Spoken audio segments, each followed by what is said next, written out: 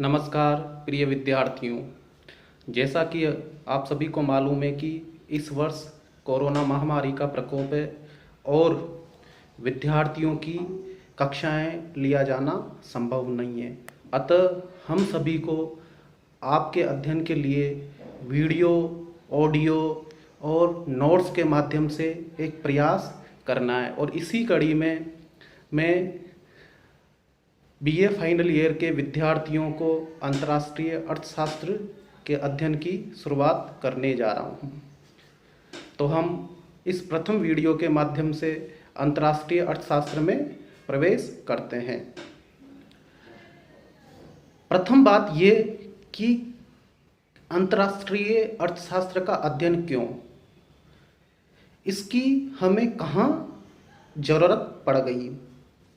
किसी भी विषय के अध्ययन की कोई न कोई आवश्यकता होती है और आवश्यकता मनुष्य की होती है और मेरा यह मानना है कि किसी भी विषय का जो अल्टीमेट गोल है वह मानव का कल्याण है और यही उद्देश्य अंतिम रूप से अंतर्राष्ट्रीय अर्थशास्त्र का भी है।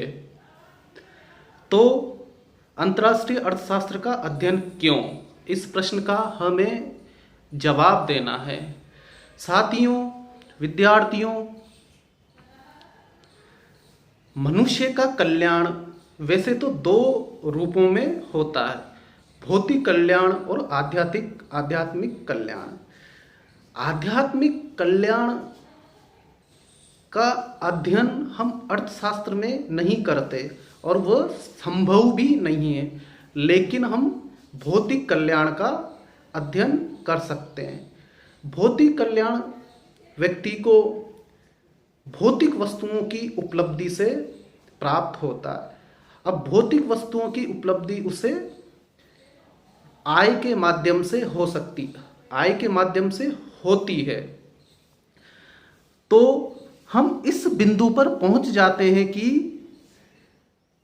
आय अधिक होने पर व्यक्ति अधिक भौतिक सुख सुविधाओं से संपन्न होगा और उसका भौतिक कल्याण होगा। तो आय का अधिक होना आवश्यक है और आय अधिक होगी तो उसका भौतिक कल्याण अधिक होगा। तो जाहिर है कि अंतर्राष्ट्रीय अर्थशास्त्र भी आय में योगदान करता है। तो हम देखते हैं कि सामान्य रूप से दो तरीके की अर्थव्यवस्थाएं होती है, क्लोज इकोनॉमी और ओपन इकोनॉमी। क्लोज इकोनॉमी, बंद अर्थव्यवस्था में राष्ट्रीय आय की समानिका income identity, national income identity Y=C+I+G है। यहाँ पर Y नेशनल इनकम है जो कि जोड़ है C+I+G। C डोमेस्टिक कंजप्शन है, घरेलू उपभोग है, I इन्वेस्टमेंट है और G सरकारी क्षेत्र है। इन तीनों का जोड़ राष्ट्र की आय है। लेकिन वर्तमान में या भूतकाल में भी ऐसी कोई भी अर्थव्यवस्था हो सकता है कि आदिकाल में रही हो, रॉबिन्सन क्रूसो के टाइम पे, लेकिन वर्तमान में हमें इवन साउथ कोरिया भी ऐसी कोई भी अर्थव्यवस्था नहीं मिलती जो कि बिल्कुल क्लोज्ड हो।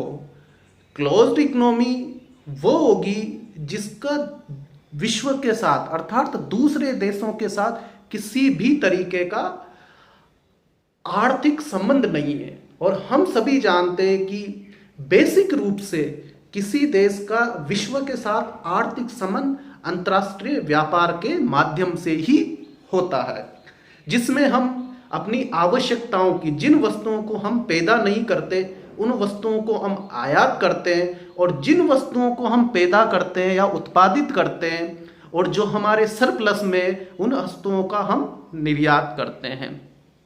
तो हमें कोई भी ऐसी अर्थव्यवस्था नहीं मिलती जो कि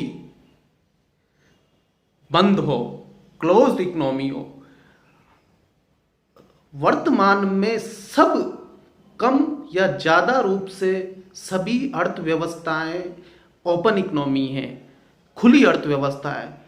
अब खुली अर्थव्यवस्था जब होती है तो उसकी राष्ट्रीय आय की समानिका, national income identity y equal to c plus i plus g plus x minus m है। इसमें x माइनस m बंद अर्थव्यवस्था की समानिका से अतिरिक्त है। x माइनस m एक कंपोनेंट अवयव है जो राष्ट्रीय आय में योगदान करता है, जो राष्ट्रीय आय में योगदान करता है। एक्स यहां पे एक्सपोर्ट है, निर्यात है, एम आयात है। अब एक्स माइनस एम का जो अंतर है, अर्थात निर्यात माइनस आयात का अंतर है, वह एक घटक है राष्ट्रीय आय का। अब जाहिर है कि राष्ट्रीय आय का यह घटक अर्थात x माइनस एम जितना अधिक होगा उतनी अधिक किसी देश की राष्ट्रीय आय अधिक होगी। जब राष्ट्रीय आय अधिक होगी तो जाहिर है कि देश संपन्न होगा और उस देश के निवासियों की आय भी संपन्न होगी। हालांकि यह बात अलग है कि हम यहाँ पे ये नज़र देख नहीं पा रहे कि उस देश की जनसंख्या कितनी है। हम ये मान के चल रहे हैं कि उस देश की जनसंख्या एक सामान्य ज़्यादा वृद्धिशील नहीं है।